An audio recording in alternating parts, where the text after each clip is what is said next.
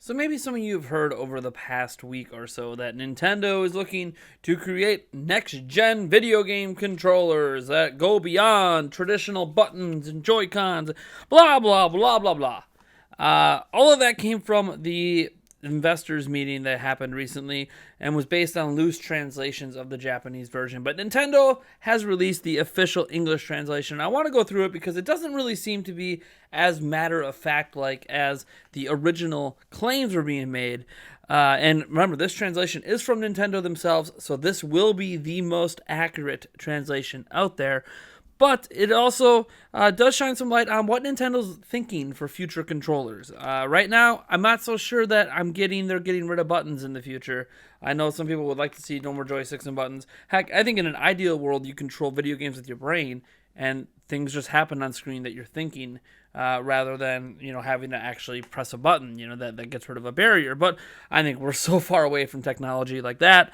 Right now, we struggle with yes and no questions and moving a cursor on screen with our brain, let alone being able to capture brainwave for quick button presses and stuff. So, that being said, let's actually look at what Nintendo had to say about video game controllers and their place in the market for those and what they plan to do about them in the future, how they might be changing designs like this up. So let's actually just dive right in.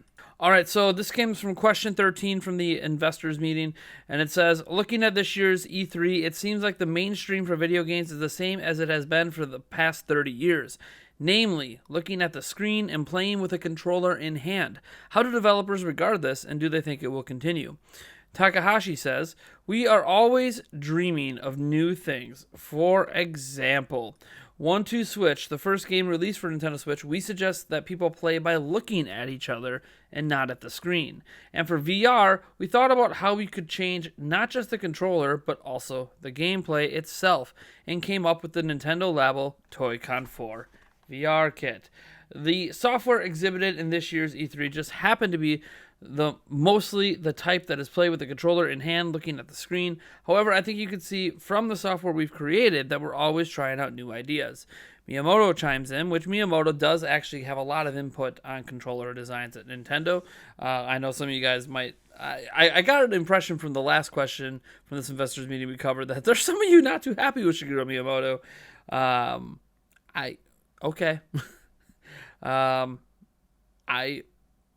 I'm not going to say he always says the brightest of things. I'm not going to say he's always the most knowledgeable on everything.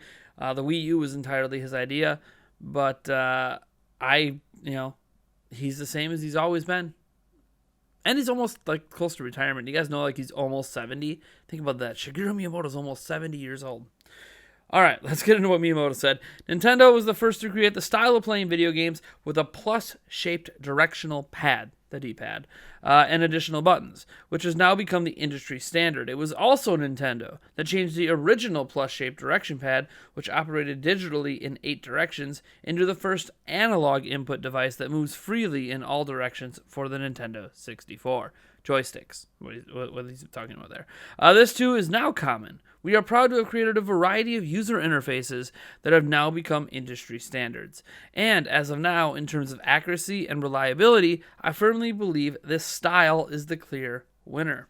At the same time, he's talking about, he's literally talking about like this style here. Like he thinks, yeah, this is the preferred thing by developers, it's preferred by gamers. This is the preferred standard. But at the same time, I also believe that we should quickly graduate from the current controller, and we are attempting all kinds of things. I'm sure they are. I am sure they are. I mean, Sony kind of was too. Remember the old boomerang controller for the PlayStation 3? God, that thing was funky. Anyways, our objective is to achieve an interface that surpasses the current controller. I think that should always be the objective, where what the player does is directly reflected on the screen, and the user can clearly feel the result. I think that was their intention behind HD Rumble in these Joy-Cons. I think their intention was to kind of go beyond button presses and get like a real feel for the game.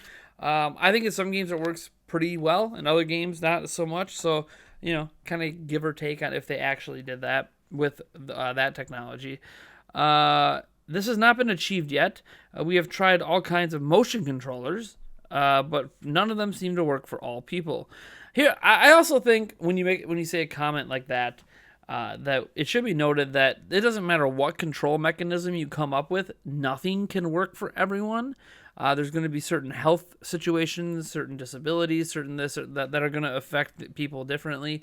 So I don't think there's such thing as one controller fits every person in the world. I hope that's not Nintendo's mentality, because such a controller just doesn't exist. And it can't, because everyone is different.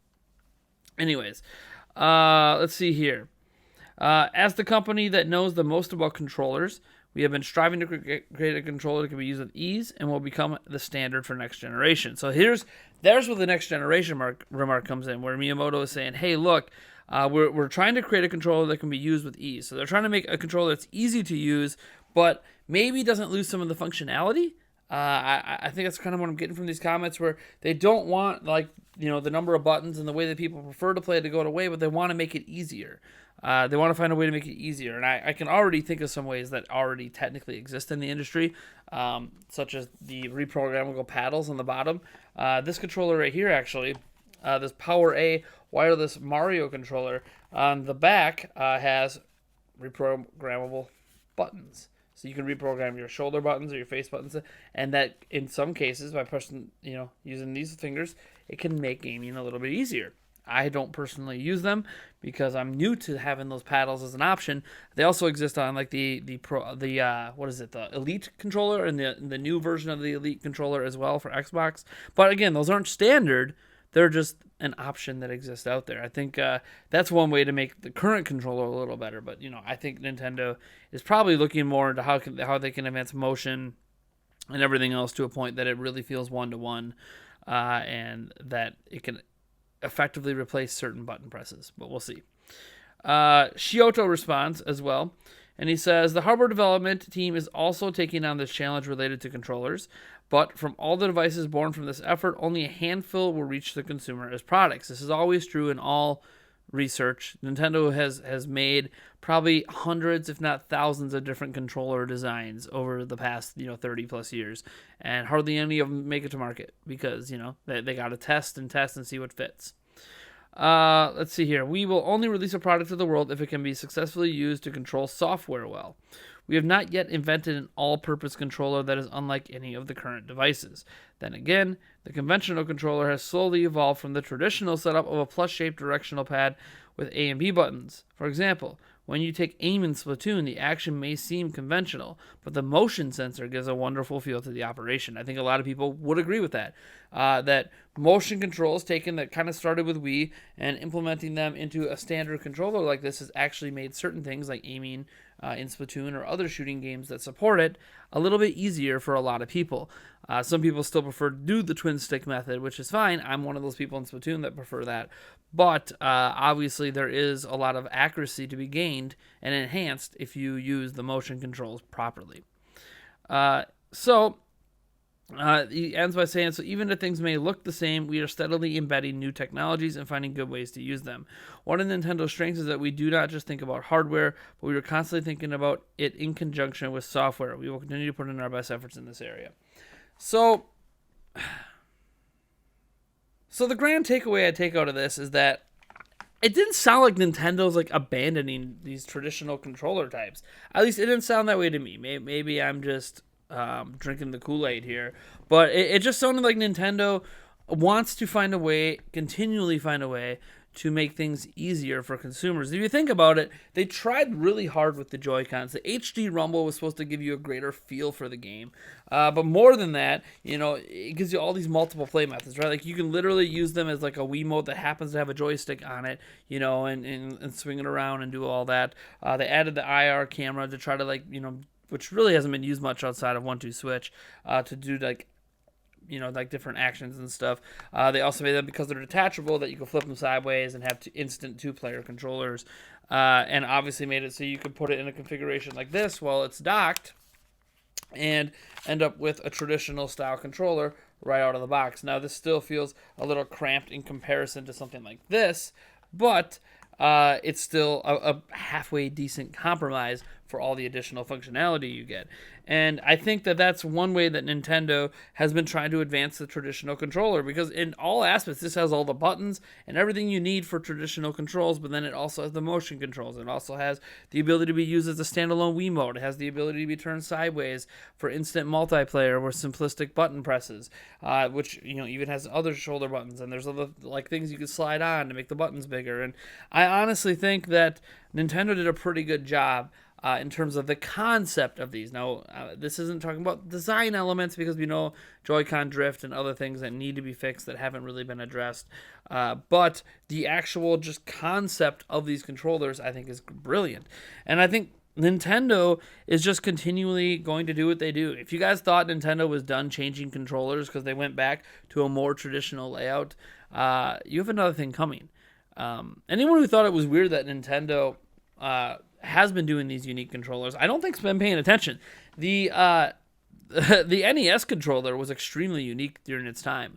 So was the SNES controller. So was the N64. So was the GameCube. So was the Wii. Obviously, Wii U unique with the giant screen in the middle. And then, you got the Switch, which, again, like Wii U, has traditional button layout, but has all these different functionalities you don't get from other people's controllers. So I think in large, in retrospect, I guess is the best way to say that, Nintendo has always been innovating on the controller level and is always making changes and always trying to find a way to make things better. And I honestly think Nintendo does want to set the standards for next gen. I think they helped make motion controls start to become a norm in the industry, not just for VR, but even like the PlayStation 4 controllers, their DS controllers. They are using motion controls and gyroscopes in them as well. And I can't forget, they put a touchpad on it, which Nintendo hasn't done. There is a touch screen, like with Wii U, but not a touchpad. So very, very interesting concept that I think is pretty underutilized on PlayStation 4. I'd be surprised if that comes back on PS5. But I honestly think that there's much to do about nothing. I don't think Nintendo's trying to ditch traditional controls. I don't think Nintendo's trying to ditch anything. I think all Nintendo wants to do is make playing games easier and more fun from the control perspective. And as I already mentioned, having a controller that has these built in on the bottom as by default would be something interesting to kind of advance the current controller. Maybe they find a way to make HD Rumble even better and even more realistic feeling. Maybe they find a way to have this would be crazy technology. It might exist someday, but where the feel of the actual controller itself can change depending on what you're doing. Like if you run into a field, it could feel like maybe your hand's kind of brushing up against blades of grass or something, right? That would be really crazy if they could pull that off. And I don't think that's just a Rumble feature. That's some next AI. That's super next gen. That's like 300, 500 year in the future technology I'm talking about there. But I just think that Nintendo is always looking to innovate with controllers. They're going to keep looking to innovate. They just want to make things easier. And I know some people looked at the Wii as like, oh, they made things almost too easy. They wanted to do something different because everyone else was going in a certain direction. They did it a little bit. But even then, like they didn't do it the exact same as everyone else with the GameCube. They had the same number of buttons minus one shoulder button. But they did the layout a little different to try to make it easier. They didn't have the giant A button down there just to, have a giant A button. They thought it would be more ergonomic and different and make for a better experience. And obviously over time they discovered that doing something like that doesn't really feel better for a lot of people than just doing the normal ABXY layout or ABYX, however you want to look at it, layout that Nintendo used to use back on the SNES. So I honestly think that Nintendo is just looking for ways to make things better and better and better. All I hope is that when they do this and when they have all this experimental technology, when there's bugs and issues with the design of it, like again, the Joy-Con drift, when there are issues with that, I hope that it is addressed and changed in manufacturing. Because we're in year 3 of Switch, and even new Joy-Cons still have that issue, which tells you they haven't changed the design, they haven't improved it. So get experimental, do some crazy things. bring back the Power Glove and have all, heck, bring back the Power Glove, but instead of there being an NES controller here, have like our finger movements be button movements. Wouldn't that be crazy? Again, that's not going to work for everyone, but I don't know. Like, I'm all for this experimental crazy stuff. It doesn't feel like Xbox and PlayStation over there are doing anything in particular to innovate in that kind of way. Maybe I'm wrong. I'm not going to say they haven't tried some things, but it mostly seems like they're pretty much stuck in, we're just going to make new versions of what we already have. Nintendo's the one that's always that wild card. You don't know what they're going to do. They could come up with a crazy headset thing that controls games, just as likely as they could come up with another Pro Controller style thing on the next system. So I don't know. You guys let me know what you think about everything down in the comments below. I think some people made a bigger deal out of this than with the next gen stuff than I think is here. But I do think they also, speak a lot to the culture of Nintendo. They do want to make the new standard for the next gen. But they're not necessarily abandoning what's already standard to do it. It's going to be all about what makes sense at the consumer level, and obviously with software, because software is king. And I don't think they want to run into a Wii U situation again, where they made a controller method with the gamepad that on paper sounded great, but didn't really line up with the kind of software Nintendo makes. So I think that is something they want to take into consideration much more after the Wii U flop, that, hey, look, we need to make sure we make something our developers actually want to use. Anyways, thank you guys for tuning in. Be sure to drop a like on this video. Subscribe for more content. I know these videos have been a bit longer lately. I'm hoping you're enjoying the little bit longer length. I've only been getting out one a day lately just due to some other stuff going on. But in return, you're getting a lengthier video. You're getting fancy green screening stuff back here. I don't know how much you guys care about that stuff, but I enjoy doing it. So thank you guys so much for being awesome. You guys have a wonderful rest of your evening. Who knows? Maybe I'll see you on a stream later tonight. I don't know. I don't know what I'm doing. I don't know when my kids are going to bed. I don't know anything, right? I'm just kind of flying by the seat of my pants today. All right. Catch you guys in the next video.